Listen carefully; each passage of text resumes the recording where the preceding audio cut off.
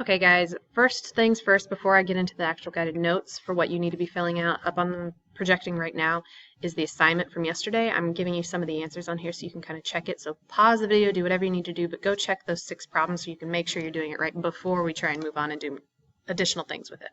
So yesterday was talking about the standard normal curve. Now we're just going to take these normal distributions and apply it to probabilities. So in this scenario, we're given a survey and computers' average lifespan before being upgraded, the standard deviation, we're giving all of this. But now we're actually given a question to find the probability that he or she will use it for fewer than 2 years before upgrading. And then we're going to have to assume that this variable is normally distributed, otherwise it doesn't work. So we're going to sketch this graph. We're going to sketch this curve. We could use the standard normal curve. So the mean is 0, standard deviation is 1 away. We could definitely use that. Or we could change this to this actual problem. We could put the mean in the center of 2.4.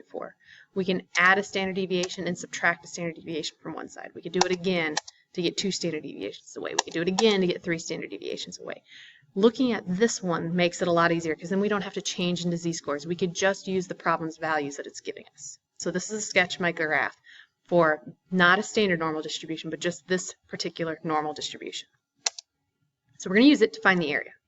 Our area is going to be for fewer than 2 years. So if you look here, the 2 would be around right here, and I want it to be fewer than this x value. And it's less than half our curve, so we're going to make sure when we're done that our value is less than half. So using our normal CDF function, remember on your calculator if you hit second in bars where you had found binomial CDF and such, we will use our lower limit of 0 because we're going to use a lower limit of 0 instead of 1e99 because I don't want it to go to negative infinity. This is representing years and you can't have negative years. So we're going to say the smallest it can be is 0. If you use negative 1e99, it will round to the same values if we had used 0, but for this problem, it would be more correct to use 0. The upper limit is 2 because that's the highest we want it to calculate up until. And since this is not the standard normal curve, we're using 2.4 for our mean. We're using 0.5 for our standard deviation. By just putting those in our calculator, we get around 21%, 0.2119. So that would mean that approximately 21.19% of computers will be used for fewer than 2 years before being upgraded. So for the next example, we're talking about Ford Focuses. I'm going to start with sketching my graph again, and we're going to sketch the normal distribution, not the standard normal distribution. So in the center, we're going to put our mean of 24. We're going to add a standard deviation and subtract a standard deviation from the mean. Then we're going to do it again to get 2 standard deviations from the mean. And then do it again for 3 standard deviations from the mean. I will always be expecting on quizzes and tests to see 3 standard deviations both above and below the mean. So we're going to use this to find the probability that you get more than 28 miles per gallon. Now if you try and picture where 28 would be, it is way over here in this right tail, and I want it to be more than 28. This is not going to be extremely likely at all. We should be expecting a very small probability. So this area, the lower limit that we're going to use is 28 because I want it to be more than that. The upper limit, we want it to represent 1e99, and since you don't have a button in your calculator for that, we're going to, you don't have infinity, we're going to use 1e99 to stand for it. 1 with 99 zeros after. 1 times 10 to the 99th power. The mean is still going to be 24. The standard deviation is going to be 1.6. So that is going to be approximately 0.0062. Again, a very, very small area because it's not a lot of space to the right of that x value.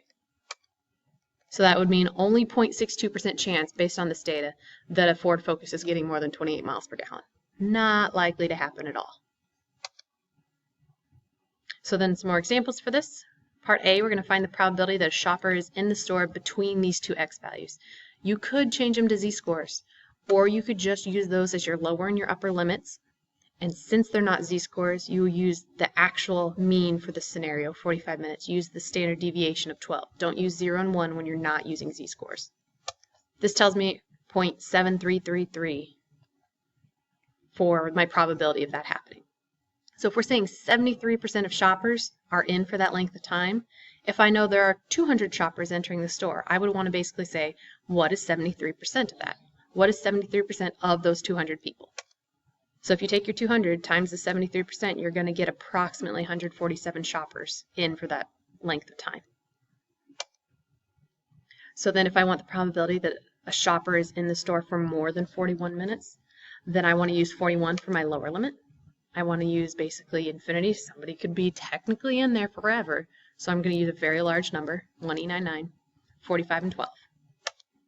So 0.6306 is that probability. So if I want to say, okay, 200 people enter the store, what's 63% of 200? That would just be taking 200 times your 63%. Around 126 shoppers would be represented in the store for more than 41 minutes. So then for this one, the average salary for a 10th year teacher is that number. And then we're given the standard deviation, it's approximately normal. We're going to find these probabilities. So what's the probability that 10th year teacher makes between $25,000 and $30,000 a year? So I'm going to use that as my lower limit and my upper limit.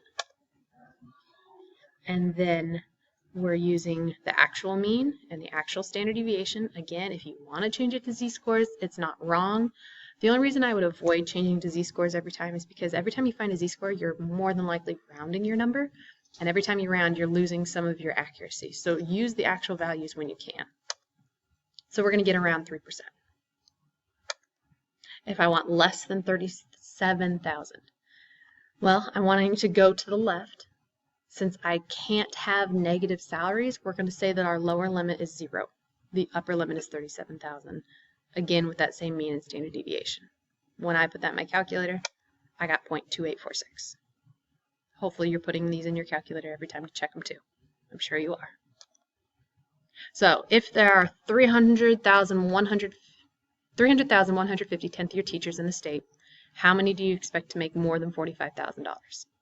Well, let's find the probability of making more than $45,000. So the same thing we just did. Find the area to the right of 45,000. So I found that's approximately 17%. But if I know how many 10th year teachers there are, I can find 17% of that number.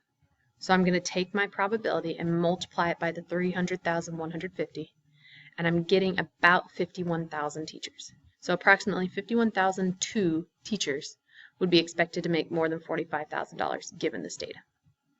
So what we're doing today, not that different from what we were just doing. It's basically given scenarios. Don't focus on the standard normal so much because we're not just looking at z-scores, we're looking at actual x values, and you can still find areas, you can still find probabilities. So good luck.